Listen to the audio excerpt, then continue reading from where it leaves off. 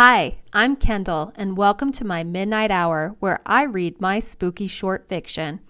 If you like a little bit of a shiver, you might enjoy hearing my original works of short fiction. This is my third podcast, and so far they've all been on the topic of Halloween. I don't only write about Halloween, I just thought it was a good time to get started and share some of my stories with a Halloween theme. I love the season, and part of what me and my family do around this time of year is we always write a spooky short story to celebrate the season.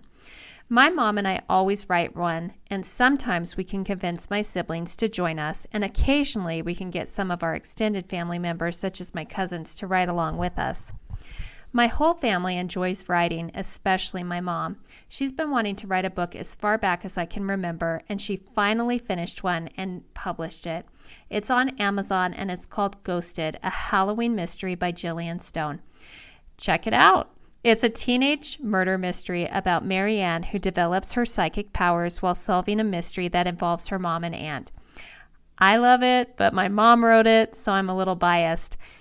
I do think most people who enjoy the genre that my mom refers to as happy murder mysteries would find it entertaining, and it has a lot of fall ambiance to enjoy. Today's story came about just from a writing prompt. My mom always makes me come up with the prompts for our annual Halloween story writing. The prompt in this story is, she smiled warmly as she dropped the treat into his bag. Be safe tonight. I selfishly created this prompt because I just wanted to write a magical feeling, light-hearted Halloween story about trick-or-treating, mostly for my own enjoyment, and this is what I came up with. And it's titled to reflect exactly what I wanted to write. Here we go. A little Halloween magic. The wind whistled through the trees, rattling the limbs against the house. Rebecca had a small fire going in the fireplace, and with the flue open, every now and then she could hear the wind give an extra long, mournful howl, harmonizing and playing a spooky tune with the trees and threatening to put her fire out. She was sure the trick-or-treaters did not appreciate the weather, but she loved it.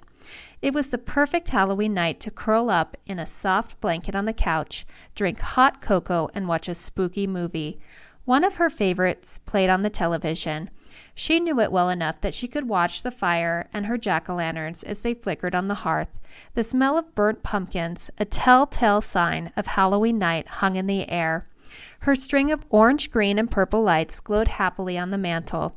She enjoyed the ambiance without missing any of the good parts of her movie, the ones that made her jump just a bit. It was still early, only a little past 6, when she got up to answer a light knock at the door. She opened the door to find one lone trick-or-treater standing on her stoop. She had spread cobwebs all over the porch and put a black light in the overhead light fixture. The light strand she had hung in the porch eaves, triggered by the movement, wailed like lonely ghosts. "Just you?" she asked, instantly regretting having asked the question when she saw how sad the kid looked. He was about 11 or 12. He was gangly, and he wore a frown on his face which deepened when she asked the question. He had a thrown-together costume which looked like an attempt to be a dinosaur, which included a green sweatshirt with blue paper circles stapled to it and a green baseball cap with white paper teeth on the bill and big yellow circular eyes on the crown. She was sure the wind would take his costume from him sooner rather than later. The eyes flapped in the breeze, a bit despite him standing on the covered porch. He held out a worn-looking Christmas gift bag he was using for his treat sack. Long pieces of tape held Santa's face together where the bag had ripped some Christmas long ago. He just looked ill-cared for, and she was sure he would rather be with friends, but she guessed he didn't have many. She had something extra special for this one. She was planning on saving it for later in the evening, but this was the kid who needed it. She pulled out a baseball-sized treat, wrapped in gold foil, from her plastic black cauldron filled with Skittles and Twix bars. She smiled warmly as she dropped the treat into his bag. "Be safe tonight." He nodded his head, giving her a slight smile before he turned around and was on his way into the night. Randy stepped down the stoop and into the wind and made his way to the next house. This one had a jack-o'-lantern in the window, a small symbol that the owner celebrated Halloween on an otherwise normal-looking house. The elderly man opened the door after a minute or two and looked up at Randy. "Wow, neat costume," he exclaimed, adjusting his glasses. Randy thought he was being sarcastic at first, but after a moment he realized the man seemed truly intrigued by his costume. "Thanks," Randy said, accepting the Snickers bar and the compliment, and then getting on his way. Crossing the street to get to the next block, Randy passed a group of younger kids. They stopped in the middle of the street staring at him. Expecting Halloween shenanigans from the big group that was slowly surrounding him, Randy pulled his candy bag close, making sure they wouldn't snatch it. "Wow," said the little ghost, staring at him. "Where did you get your costume?" "I made it," Randy said. He thought it was obvious it was a homemade costume.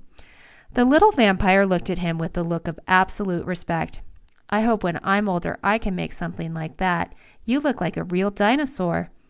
After a few more blocks of compliments, Randy was starting to wonder if he was in an alternate dimension. He had never had so much attention in his life, and he really didn't think his thrown-together costume was that wonderful. It was nice to feel like a bit of a celebrity, but he couldn't help but think everyone was playing a cruel joke on him. When he rounded the corner, he practically ran into a group of girls about his age. "Wow, you look amazing," said the girl dressed like a witch. "Do you want to trick or treat with us?" Randy shrugged. "I guess." And then out of curiosity, he asked, "What do I look like?" "You look like a real dinosaur," guessed the girl dressed like a unicorn. She didn't question why he would ask how he looked. "You're coming with us." She grabbed his hand and pulled him across the street. Randy followed. If a couple of girls were going to tell him he looked great and make him go get candy with them, who was he to stop them? There could be worse things, even if he did end up being the butt of a joke. They rushed through the night from house to house, stopping only to ring doorbells and sample the treats in their sacks.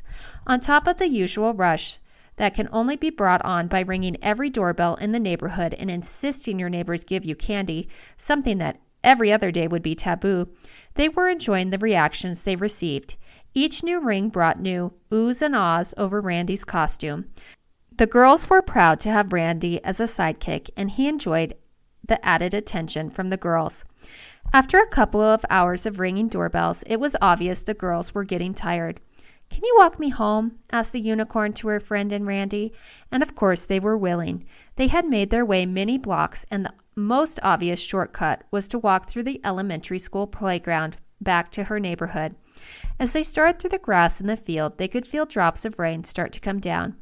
"Why don't we climb up and sit in the castle?" asked the witch. She was referring to the playground equipment, which had a large covered area that looked like a castle with slides on 3 sides. The others agreed, and they made their way into the castle just as the rain really started coming down. The unicorn had a glow stick, which she set in the middle of them as they sat with their backs up against the castle walls, waiting for the storm to pass.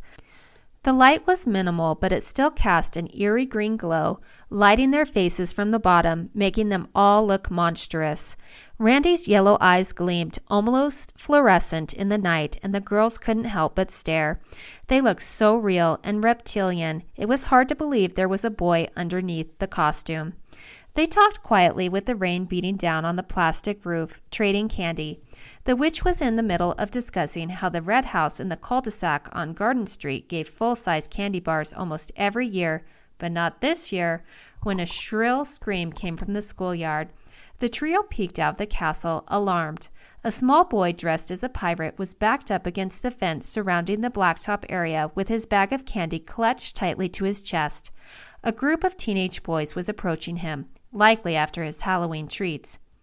Without hesitation, Randy found himself cascading down the wavy orange slide and running towards the group of teenagers. He heard himself let out a roar that pierced the night air, making all the heads turn at once. Sheer terror filled the eyes of the teenage aggressors as they saw Randy barrel towards them in the rain.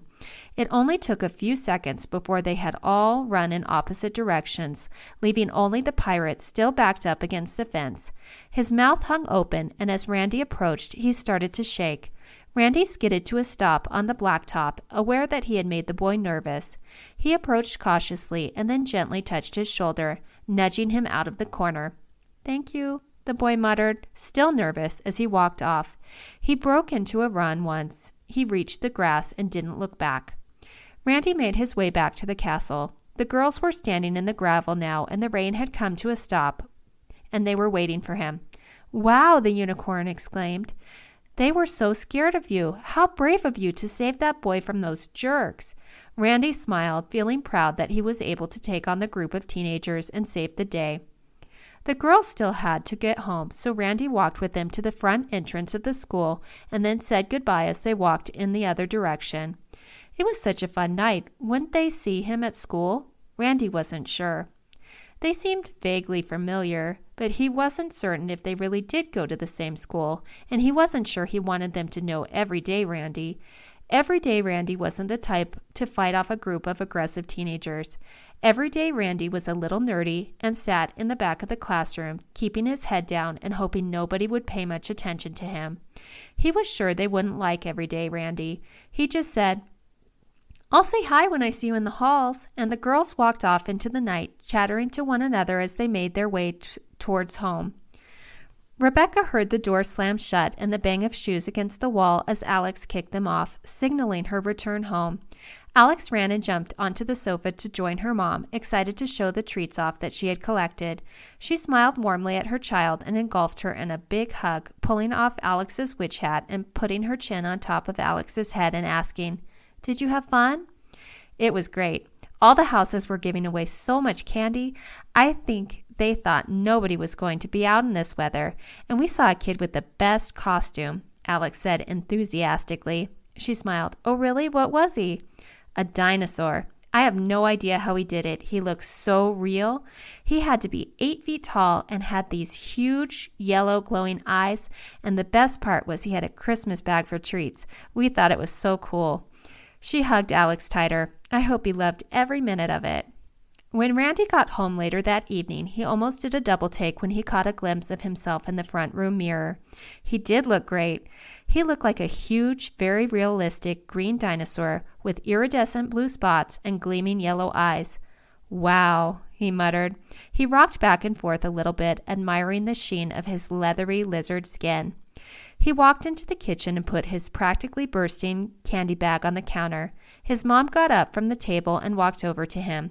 He was about to express how excited he was that he had somehow morphed into the world's coolest dinosaur when she took off his hat. It was the same old hat he'd had for years, with tattered white teeth and yellow paper eyes glued to it. "Did you have a good night?" his mom asked. He smiled. It was magical. He was surprised to hear the words come out of his own mouth. She smiled and kissed him on the head. "Happy Halloween, love." Thank you for listening. I'll post another non-Halloween themed spooky story in a couple weeks. I hope you've enjoyed my short Halloween series, and I hope you have a happy Halloween. And be safe out there. Thanks.